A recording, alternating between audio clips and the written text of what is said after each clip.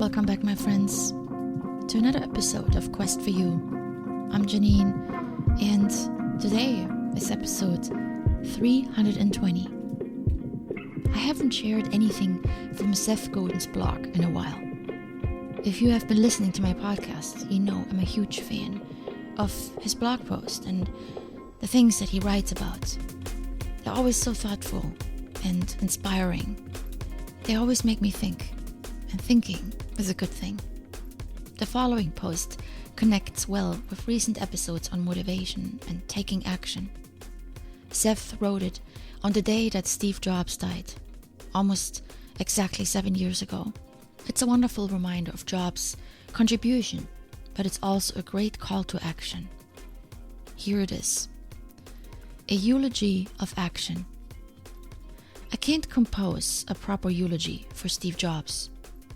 There's too much to say, too many capable of saying it better than I ever could.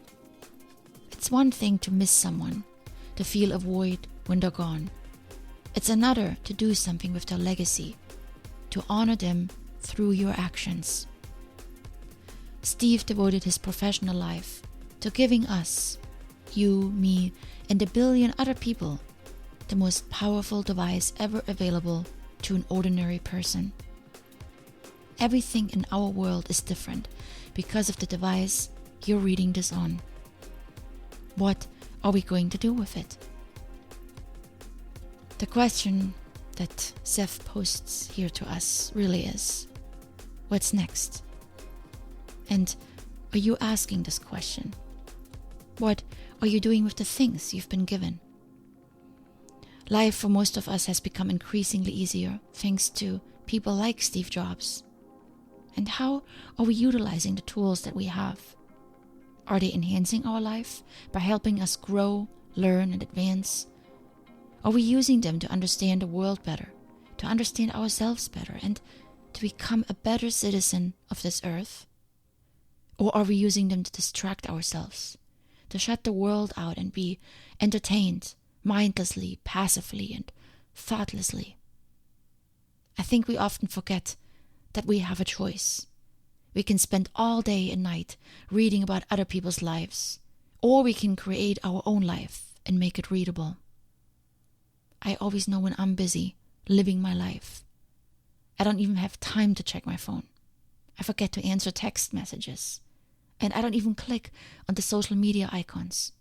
I am busy living, creating, learning, helping others, and working on myself.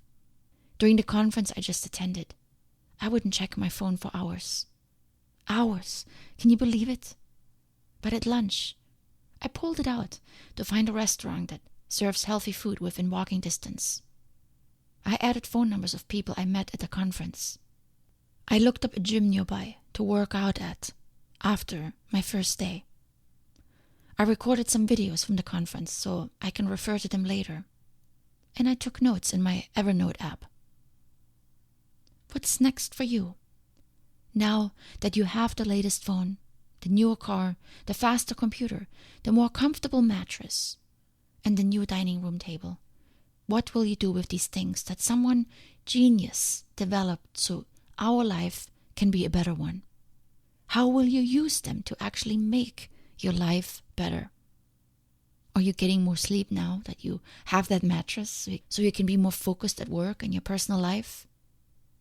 Will you have more dinners and get-togethers at that table, uniting people, fostering open conversations, being more open and less withdrawn?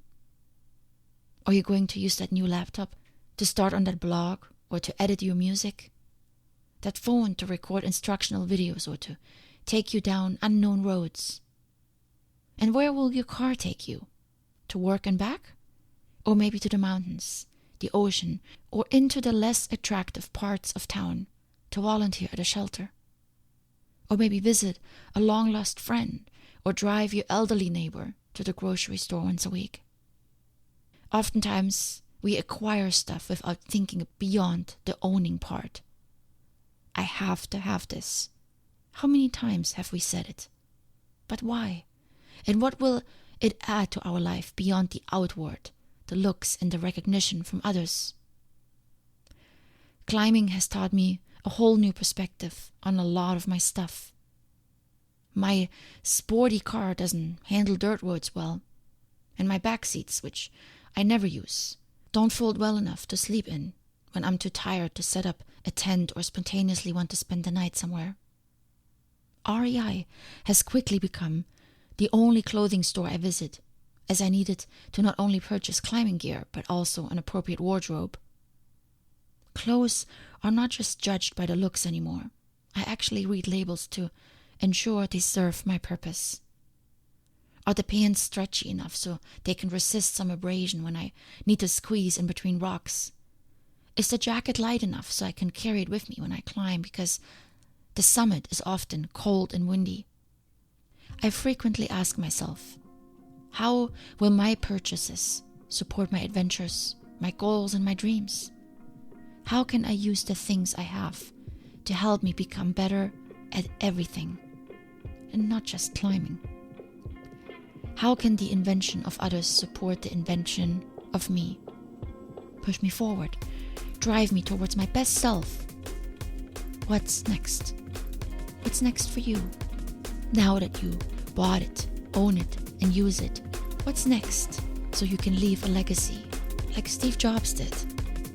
Start with asking yourself more often, what's next? Much love.